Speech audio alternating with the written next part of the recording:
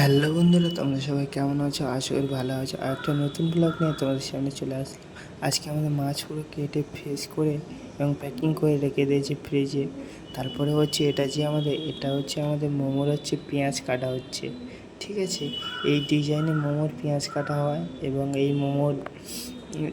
এই ডিজাইনটা বেশি পেঁয়াজ কাটে এবং মোমোর পেঁয়াজটা বেশি কুচো কুচো করতে হয় এবং তারপরে নুন দিয়ে গামলিতে রেখে দিয়ে কিছুক্ষণ পরে জলটা বেরিয়ে গেলে জলটা নিংড়ে নিয়ে মোমোর পেঁয়াজটাকে আবার তুলে রাখা হয় একটা গামলাতে এবং এইভাবে মোমোর যে স্পেশাল মশলাটা রেডি করা হয়, মোমোতে যেটা দেওয়া হয়।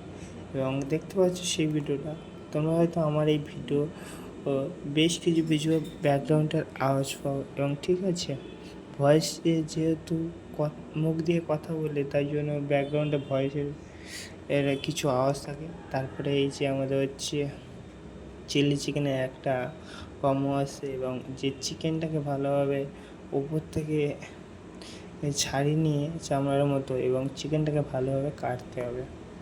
এবং এই দাদাটা হচ্ছে এই কুকিংয়ে তোমাদেরকে প্রায় বলেছি সব থেকে 1 নম্বর আছে, মানে সব কাজের দিক থেকে উনি জানে বললে চলে। কোনো কাজ ওনার জানা নেই, অজানা নেই, এমন কোনো নেই, সবই জানা। ভিডিওটা তোমাদের কেমন লাগলো সেটা বলবে।